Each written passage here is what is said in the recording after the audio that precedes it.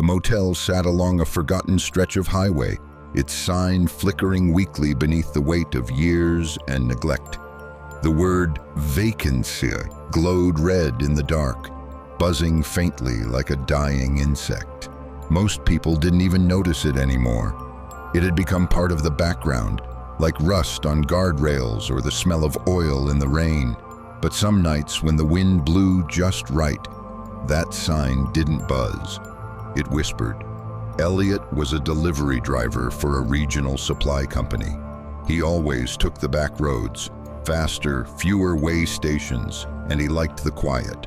One night, he was behind schedule. The storm had slowed him down, and his eyes were heavy from too much caffeine and not enough sleep.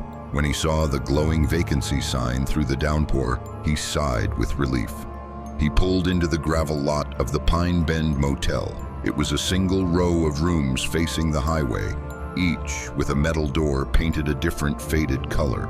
The office was a squat glass box with an ashtray overflowing on the counter. A man in a denim jacket sat behind the glass, staring at a static-filled TV. He didn't look up when Elliot walked in. "Need a room," Elliot said. The man slid a key across the counter. No form to fill, no ID required. Room 8. Elliot took the key and headed into the rain. The vacancy sign buzzed louder as he passed. Then, just for a second, sounded like it said his name. He stopped. The wind howled. Rain slapped the pavement. The sign flickered. "Elliot." He spun around. No one behind him. No one at all. Just the sign, glowing red in the dark. He shook his head and went to room 8. The room smelled like mildew and cleaning chemicals.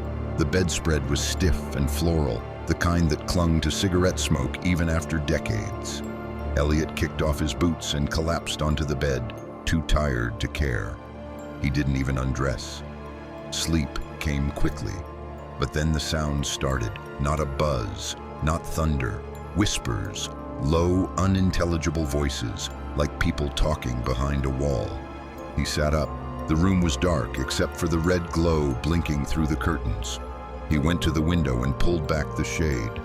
The vacancy sign buzzed, then whispered, "Elliot, why did you stop here?" He stumbled backward. His heart pounded. He turned on the lights. Silence. The room was empty. He looked out the peephole. Nothing, just the parking lot and the sign. He tried to laugh it off. Sleep deprivation, stress, maybe even a dream. He got back into bed, but the whispers didn't stop. They got closer. He turned off the AC.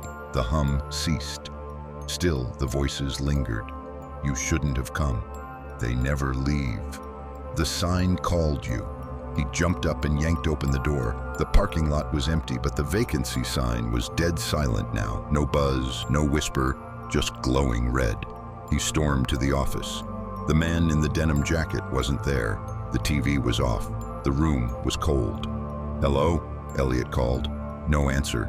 He went behind the desk. The reservation book was open. Pages yellowed. The last entry was dated 1997. The name, Elliot Harper. His name.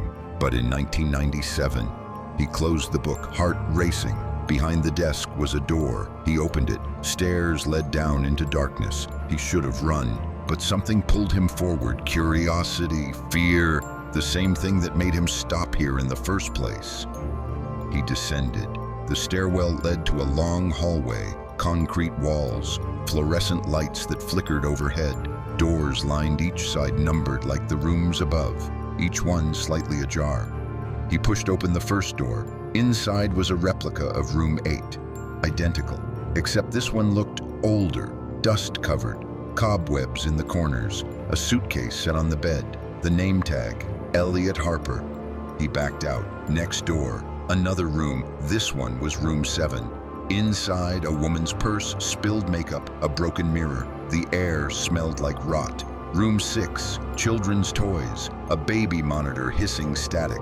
Room 5, blood-stained sheets, drag marks on the floor.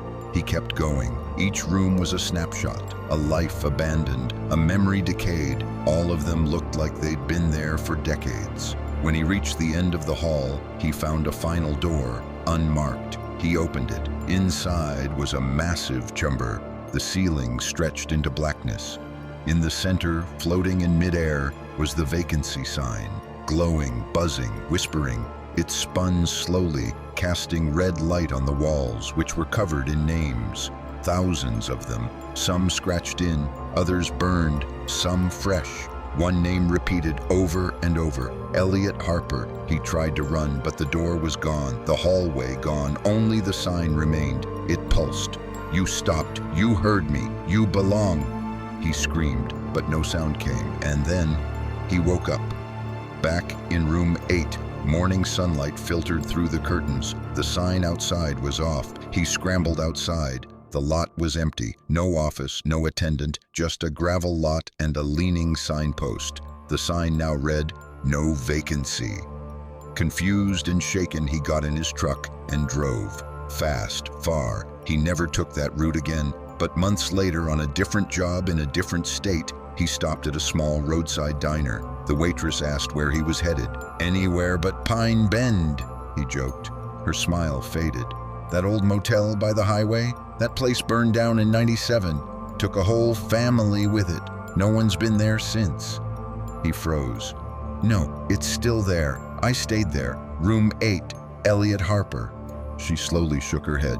"That was the man who died in the fire. Delivery driver. Same name, too. Local legend says he still checks in when the sign calls someone."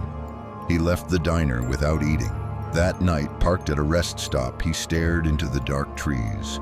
The wind picked up, and faintly, almost too soft to hear, a familiar sound came through the night. Buzzing, then a whisper. Elliot. He never slept again.